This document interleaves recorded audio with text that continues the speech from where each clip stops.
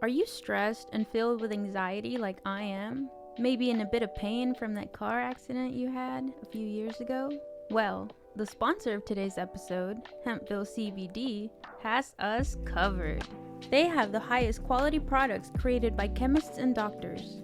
Hempville carries everything from CBD to THC dispensary grade without those despicable dispensary prices. Order your Delta 8, 9 edibles and vapes along with the THCA flower and get free shipping when you spend $50 or more at hempvillecbd.com. Check out the link in the description for more details.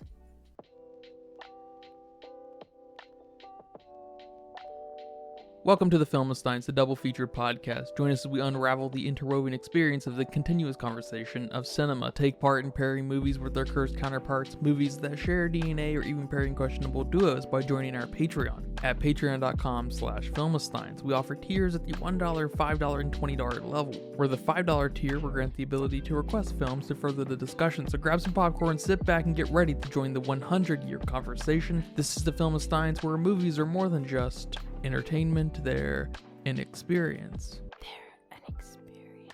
All around you. And welcome back to another episode of the Filmistines. Thank you for joining us today. I'm joined today by my hungry friend, Lucy. Hello, everyone. Wow.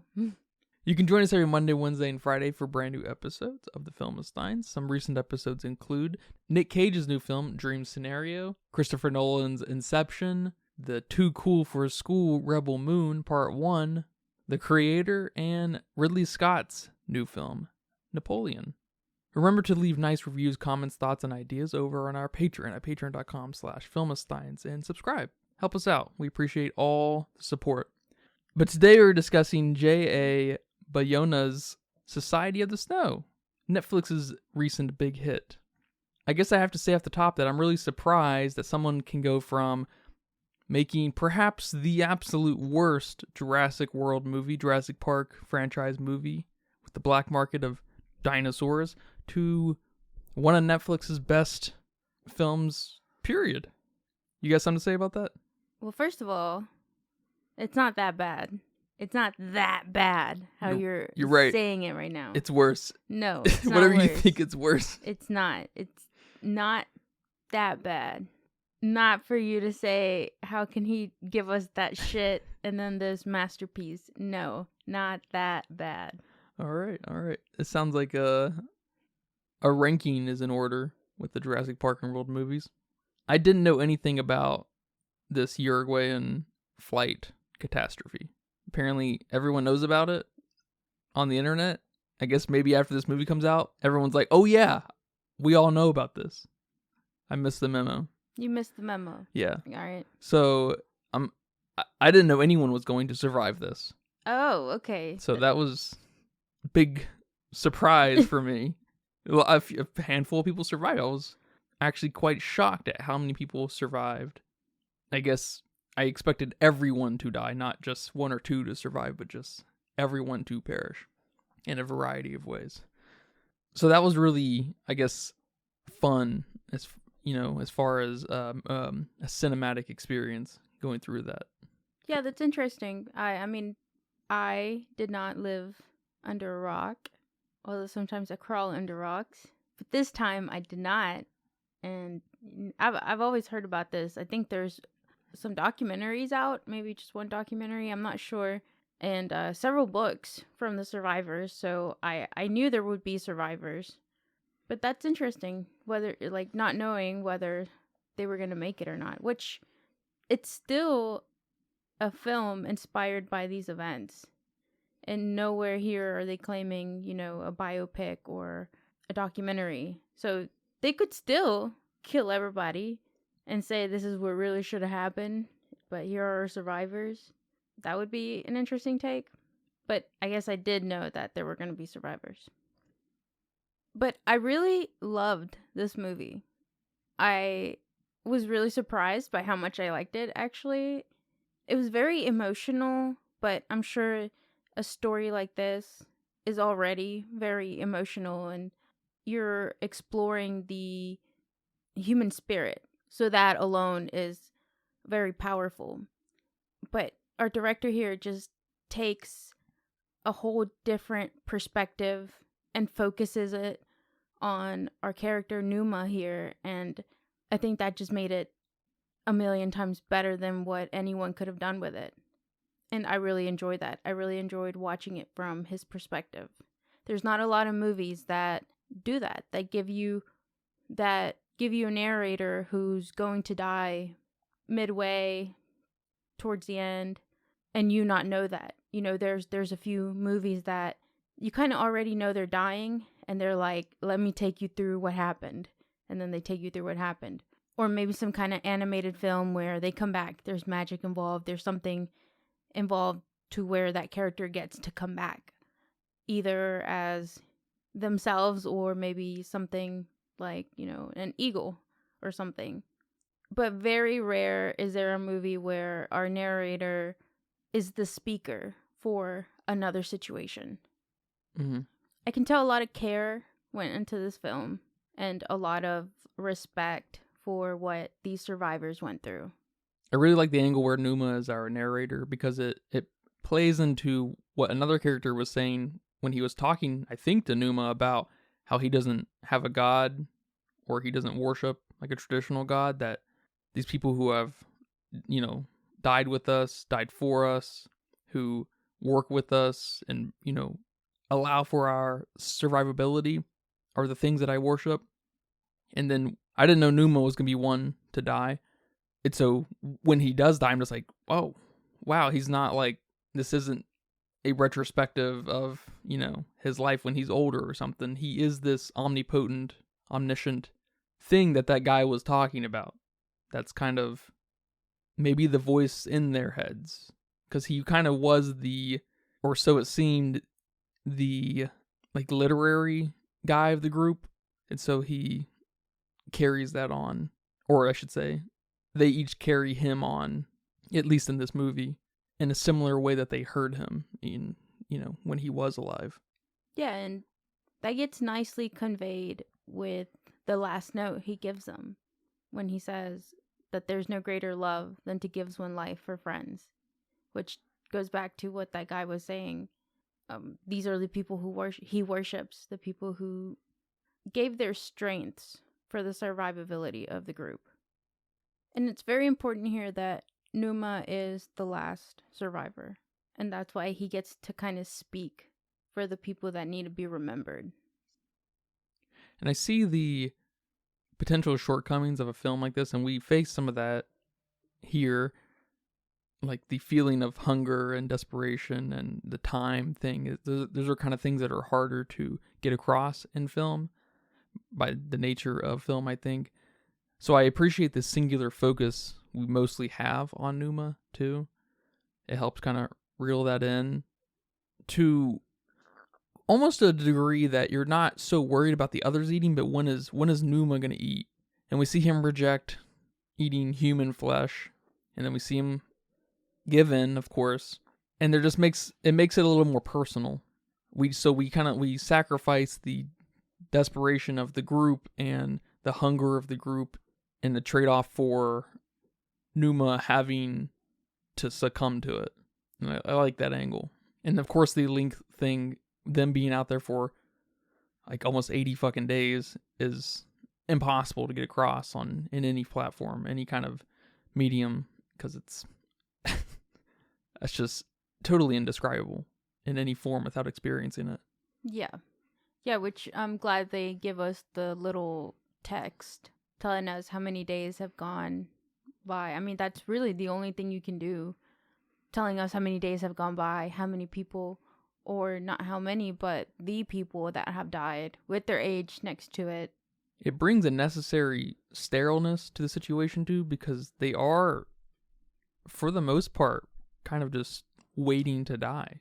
Yeah. And it's just the truly unbelievable thing is that these two guys were able to, I don't know if it was two guys I think it was.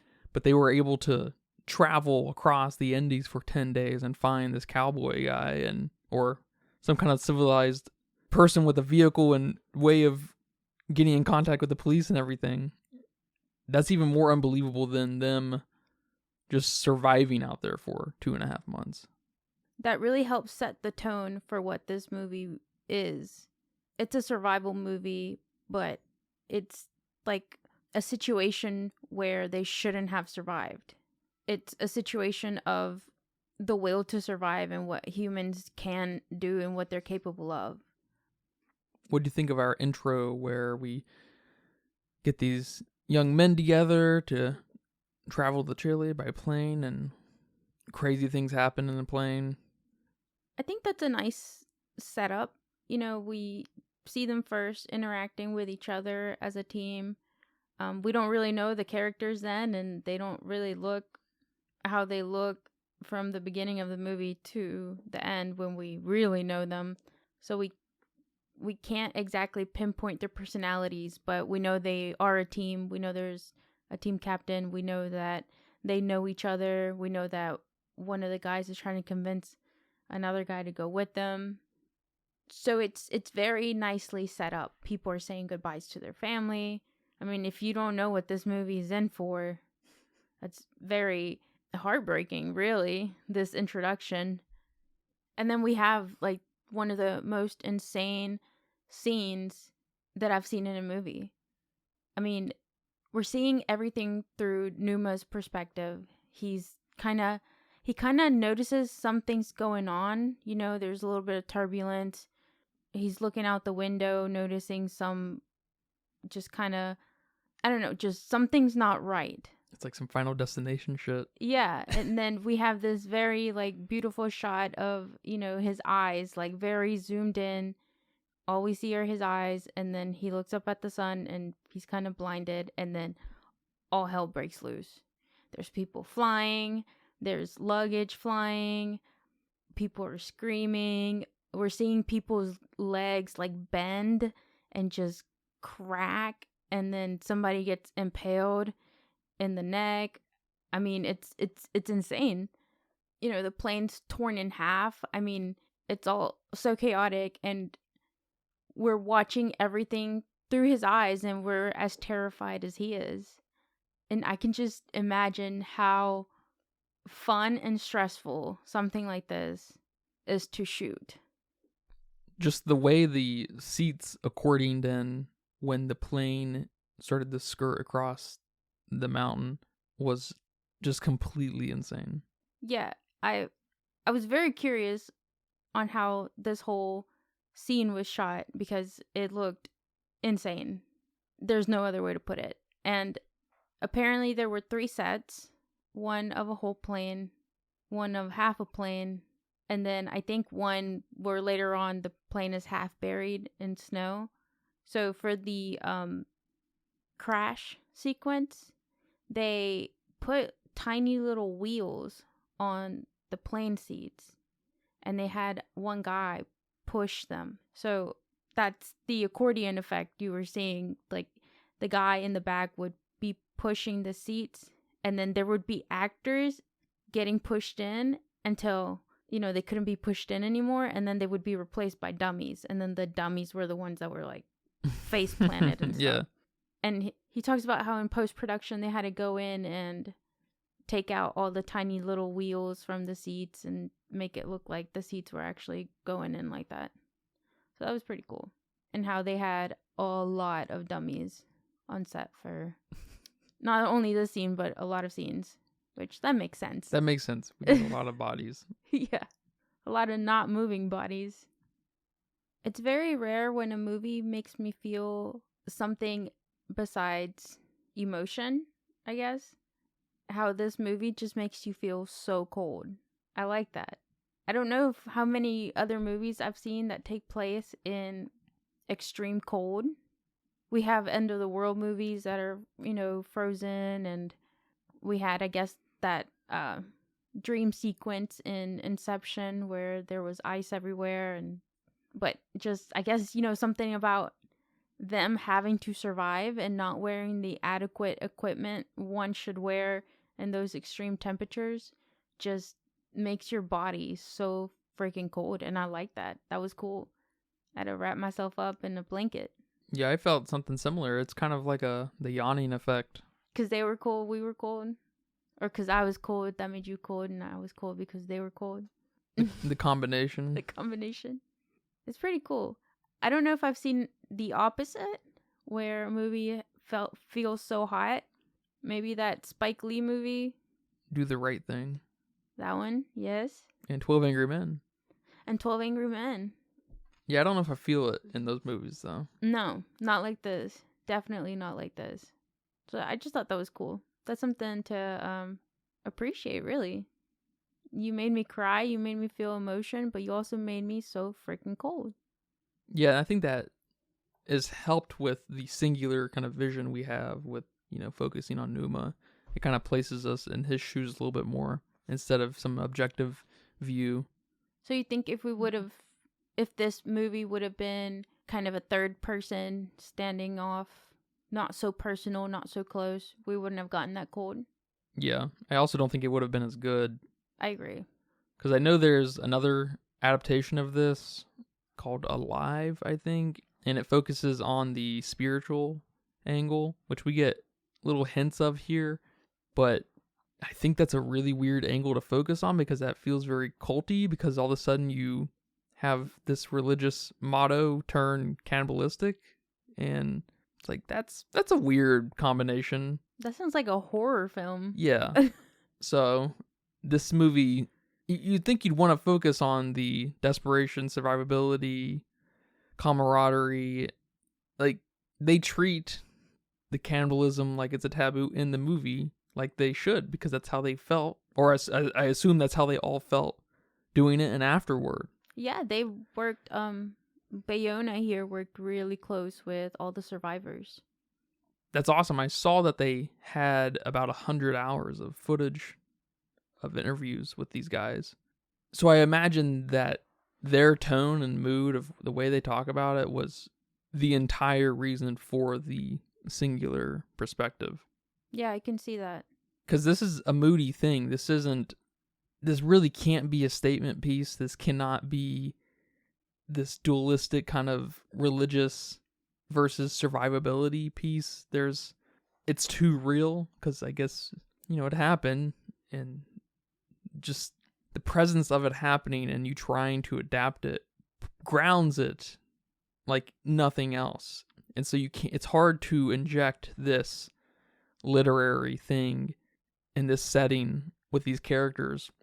So I really appreciate the focus on Numa, or I should say the focus from Numa's perspective. Yeah. Yeah, and then I like how that morphs. Like I said, I liked how that morphs into this omniscientness. Is that the right word? Omniscient? I can see why the Alive film would want to focus on that. In an interview with the director, he talked about how really close to around the time when this event happened, there were organ transplants happening. And he talked a little bit about how a lot of the people they weren't okay with that, with organ transplant. It was a semi-new thing, and being religious, I guess that's not something you do. I don't know. I'm not sure. You're sure that you're defiling the body. You're defiling the body, right? And it was just not okay. So I've never thought of that being a problem.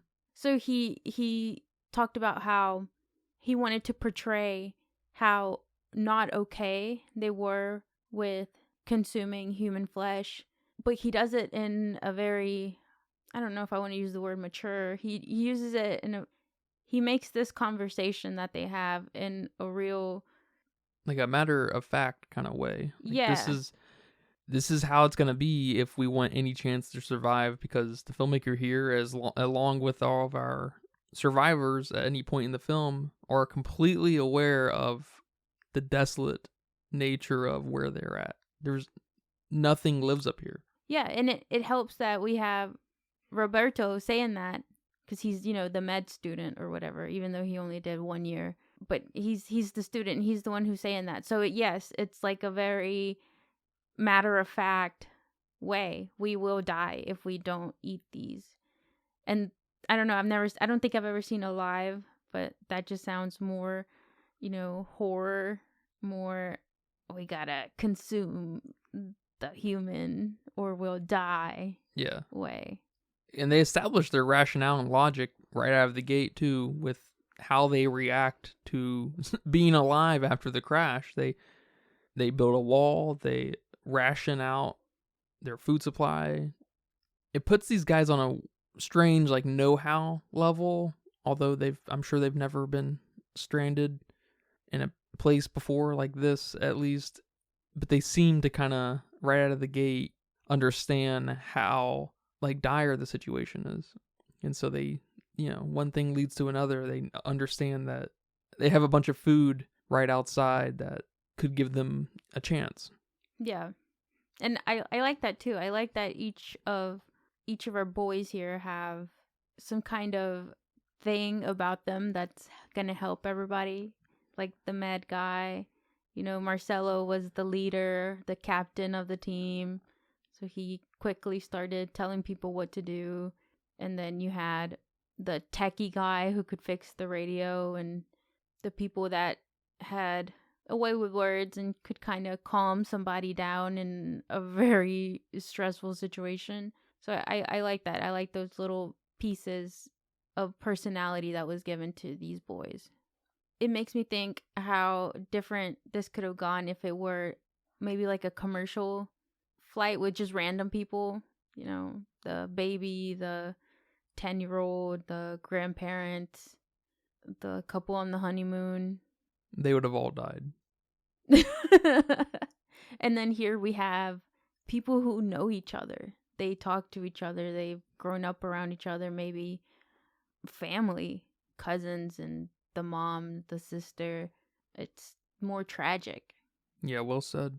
The director's favorite scene is actually the scene where they're having that conversation about consuming humans, about eating them. He talks about how he really likes the dynamic and the relationships that all these people have with each other. We have the people who are absolutely refusing to eat human, and the people who are like, no, we need to survive.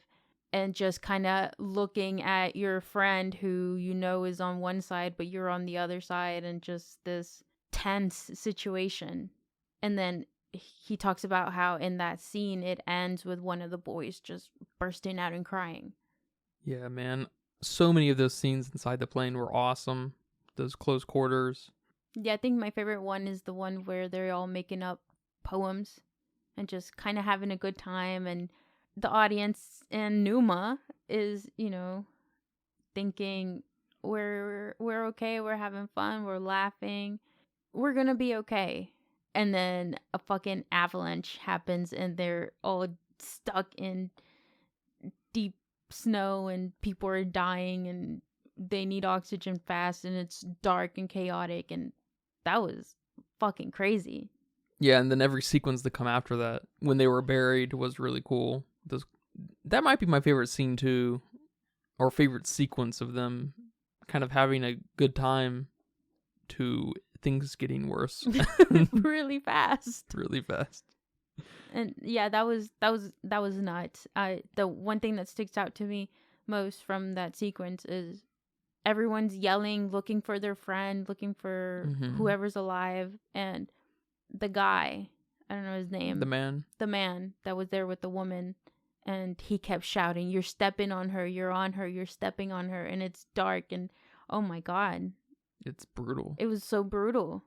Yeah, that also is a contender for one of my favorite scenes where the man, the older guy, is talking to one of the kids about that situation, about what he had to do to survive and how I think Numa, yeah, tragic it was for him, because he, along with everyone else, kind of helped facilitate the death of his wife or girlfriend, whoever that was. Mom, was it his wife? It was his wife. Yeah, because they had kids.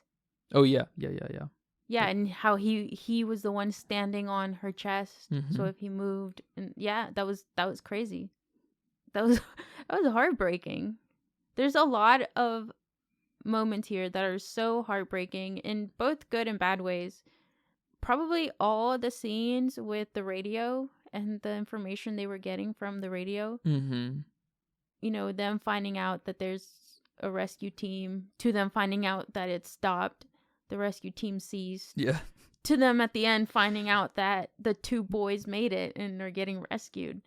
They're insane. They're so powerful, especially that last one. It's totally. You have to really admire the fact, I think.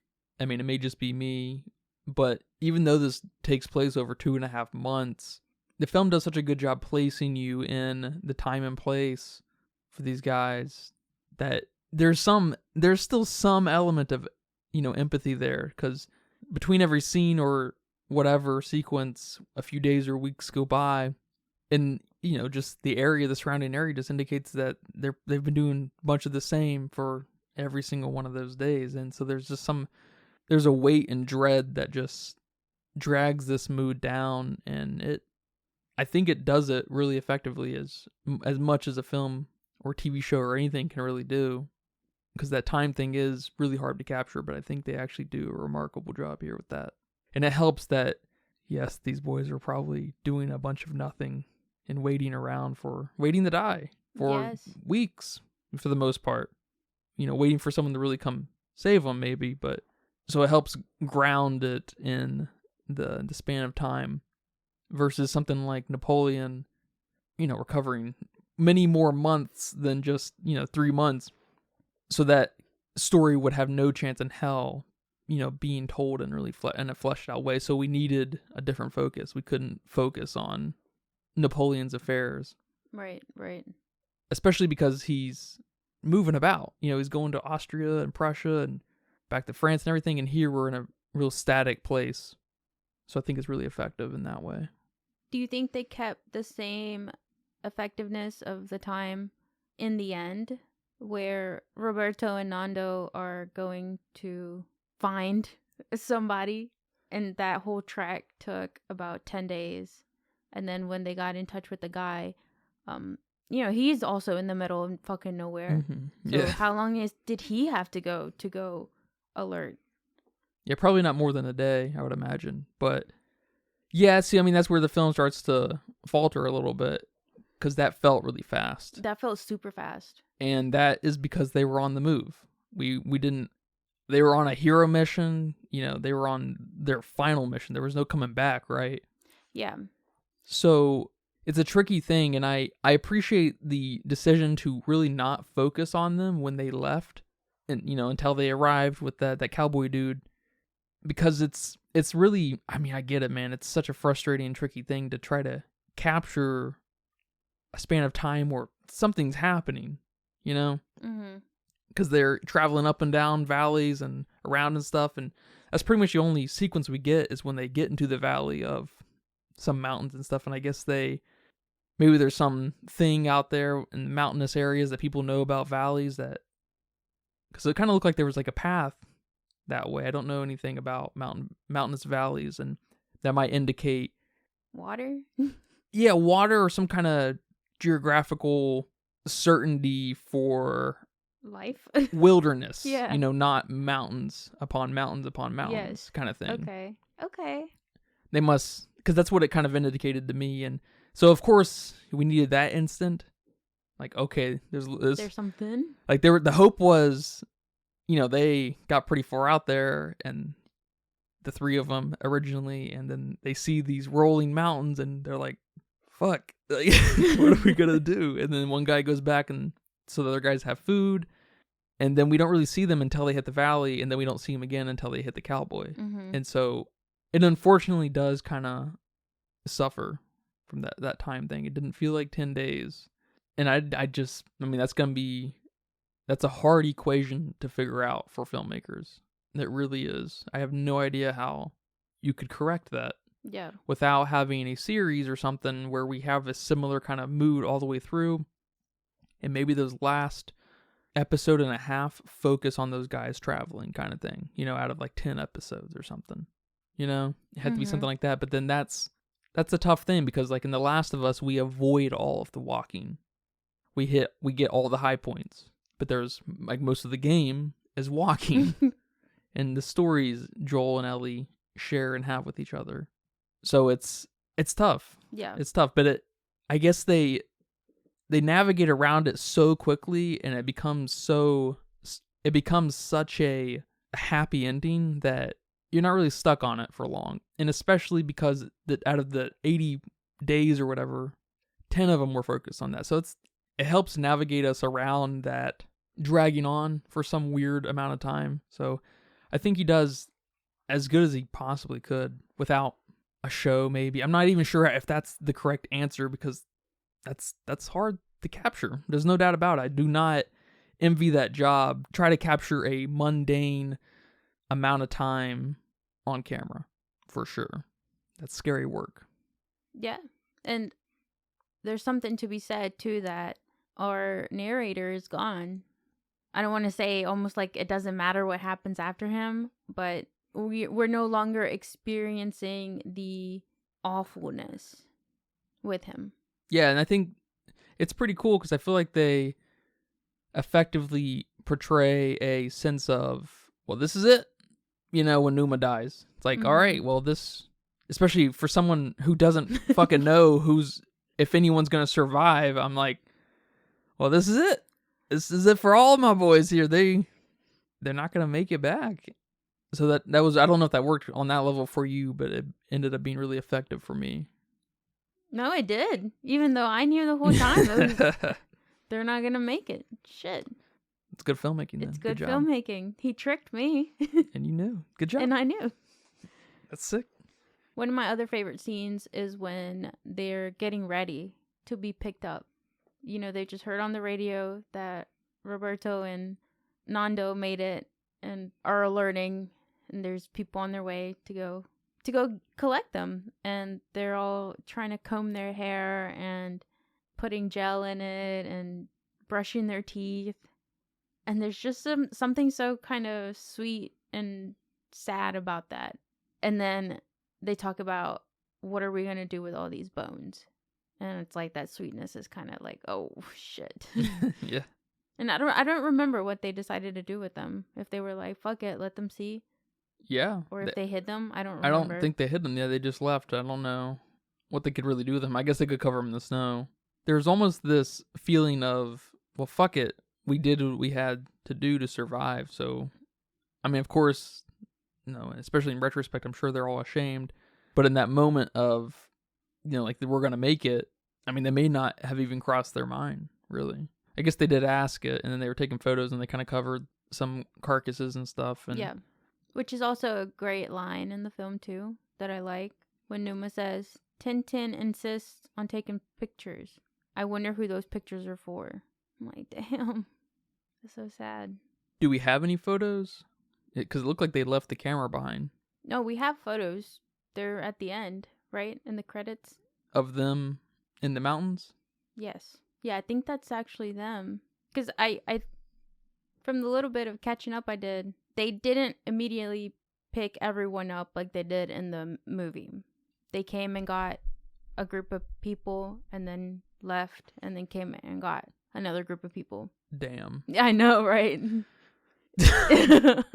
That's tough. So maybe in there they picked up the camera or whatever, Okay. So. Okay. Can you imagine being part of that second group? At least leave some food, right? Right? I'm sure they did. I bet you they did. And water and everything. Yeah. And blankets, maybe.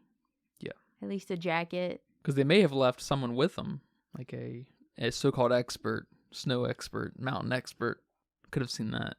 It's like when you go to, I don't know, like when you go to the YMCA and you need a basketball and they ask you to leave a personal belonging, and then you exchange the basketball for your personal belonging. In case you steal the basketball, they have that insurance. Is that what that guy is for? See, insurance that they're coming back to get him? Maybe, yeah. I did like that when they were high up on the mountain ridge, you couldn't see the plane for shit. And so, just no fucking chance in them just being randomly spotted. That was awesome. They really do an amazing job isolating these guys.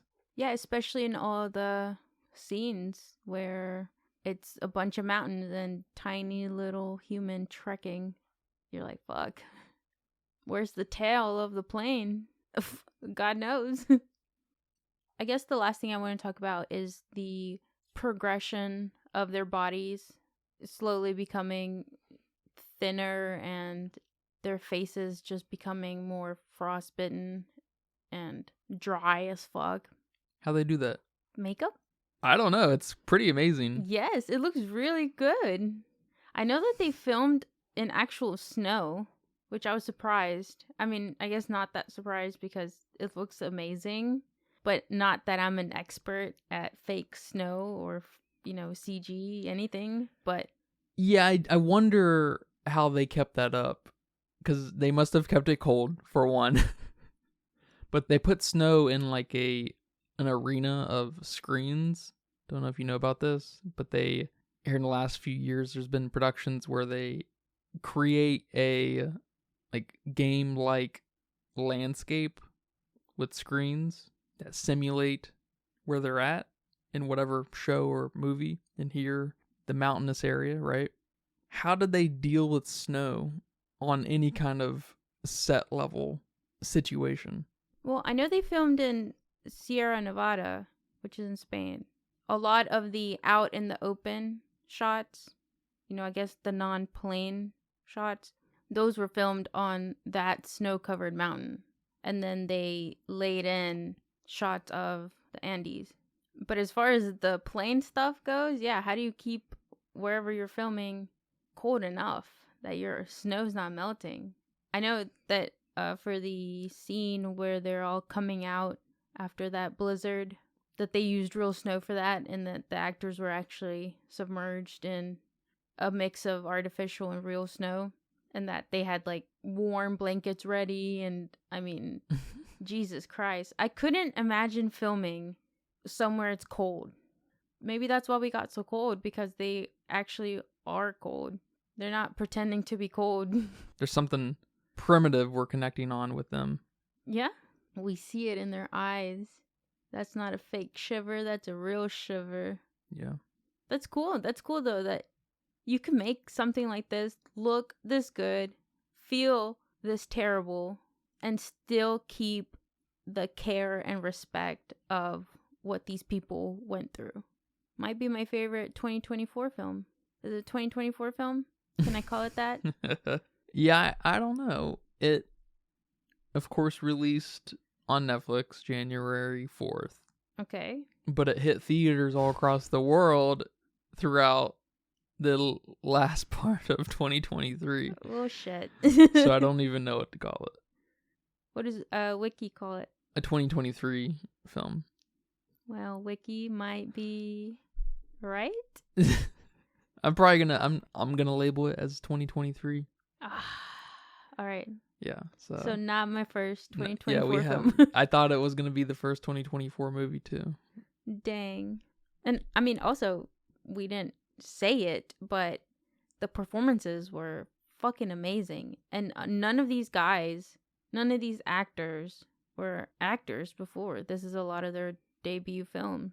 Yeah, it goes to show you, if you can just place actors in a situation and direct them and just have some expectation and probably teach them quite a bit. I'm sure they became very familiar with a lot of the interview footage that they collected. You can get a lot out of, newbies. Yeah. I know for that scene when they're all reciting their poems, the director talks about how he let them improvise their own poems. So I thought that was pretty cool. I don't know how often improv happens in films. Me being the type of person I am, I would probably not let it happen unless I could trust that my actor was a good improv actor. But I thought that was cool. Him just saying improvise based on who your character is. Go. And they had fun and they were very silly and it hit with the movie. Genuine laughter at each other's dumbass poems. Yeah, I mean, improv can be really powerful in movies. It's probably not as common as you'd like to believe it is. It should be more common. Actors should be able to flex their acting a little more than probably be controlled. And of course, you go after some actors because of what they bring and the chaotic nature they are, like Nick Cage or someone. Like, you can't control Nick Cage. You give him the script, whatever he wants to do with it, he ends up doing with it. But like you said, there's something real powerful there about having a good director direct you, letting you be what he's taught you to be. Yeah, and especially outfitting the scenario. He's emulating the scenario for you to emulate the situation. Whoa. Like, more people should try that. Disney should try that. Damn, here we go. Instead of having all your green boxes and just fake nonsense, like, try creating some real props. Shots fired. That seems like such a cool thing to do, too. Why would you not want to do that? Why would you not want to create something and use it? I don't know. That's just ridiculous that you wouldn't want all these practical effects. Yeah, especially when someone like Disney went from Pirates of the Caribbean, where they masterfully combine practical and CG, to what they're doing now. I don't even know what they're doing now. Just assume everything you see on screen is CG in the worst way possible, because I guess you could go down the Dune route or Arrival or something. You could get some really nice effects, but Disney insists on making the CG the spectacle when they're not very good at it. Damn. Got him. At least stylize it, you know what I'm saying? Yeah. That was a good talk. Thank you for that. Thank you. This is a great movie coming from a surprising platform, Netflix. They're not the sole production facilitators of this film. We have a surprising director helming it. Very good work. Again, I can't believe you go from working on Jurassic World to something like this. That's quite the leap. Just leave him alone. I'm sure he looked at that paycheck, that Jurassic World paycheck, and was like, all right. I'll do it. I can... Respect. Selling Look, out. man, There's nothing wrong with that. We gotta watch it again. That's what I'm hearing. Because you are not appreciating stuff. That movie is an abomination. It is not an abomination, per se. It's not the best. Jurassic World. It's a Jurassic World that focuses on the black market. Sort of. Like, not even in a fun way, but sort of not really focuses on the black market of dinosaur trading. It's like this cabal angle of the dinosaur world, Jurassic World. But anyways, do you have a budget guess for me? My budget guess is $35 million USDs. And that's because he worked on Jurassic World, so he can get a little bit of money? Yes. I don't know. I just pulled that number out of nowhere. It looked really good. So I kind of correlate that with having a little bit of money. I hear that. There weren't a lot of different set designs. Sure. But they at least had 3 with just the plane, which now that doesn't sound like many. I don't know. I'm going with 35. And it's not, it's a mostly not an American production, so that helps drag the price down. I get that. Mm-hmm. It's generally cheaper everywhere else in the world. Yes. But you are pretty far off. Fuck. It's about $71 million. $71 million? Yes. All right. Lots of money. I mean, hopefully they made all that back. Plus, how is not everyone watching this movie? So we don't know how much it's made at the box office because Netflix does not report the box office because they don't like sharing money in, money out, because they're definitely afraid of everyone finding out that Netflix doesn't make any money. Damn. So I bet it'd be safe to assume that they probably didn't make their money back in the box office, during the theatrical run of it. But it does kind of shine on, Netflix, because there's not a lot of good things on Netflix. Like Netflix made and distributed, right? Right. So that might in turn kind of help change that. It's impossible to know though. So hopefully, I hope for the best for everyone involved in Society of the Snow. Yeah, they deserve it. And we might see these guys at the Oscars. So over here on Letterboxd, for some general consensus, it says Society of the Snow is a 4.1. Oh, that's awesome. That's pretty high. I give it a 4. Nice. I'm right there with everybody. I am the general consensus, and I give it a 4. There you go. I gave it a 3.5. 3.5? All right. Yeah. All right. Because it's not a film that speaks to me on, my level. Yeah. But it's an amazing film. Yeah, you would have preferred if they all died. Yeah, probably. I gotcha. Got you. It's still, I don't think it's the kind of thing, like, if I was writing for an outlet, I'd probably give it a 4.5. I think there's a level of masterclass in this film that's something to study. Yeah, I mean, really, just from him being so focused on his perspective and how he wanted to tell this story, that elevates this movie. It's a genius vision, totally, and it helps make the film successful on a level that probably wouldn't work as well if it was working from any other perspective. I think an objective perspective is a mistake. I think some ethereal divine perspective is a mistake. I think other singular perspectives could have been a mistake, but we focused on a reserved, thoughtful, moody character that helps solidify the dread of it all. So yeah, and I think it's also important that we didn't pick a survivor to tell the story either. Yeah, I totally agree. In retrospect, that only elevates the mood. Yeah, for sure. All right, man. Well, thank you. Thank you guys for listening to this episode of The Filmistines.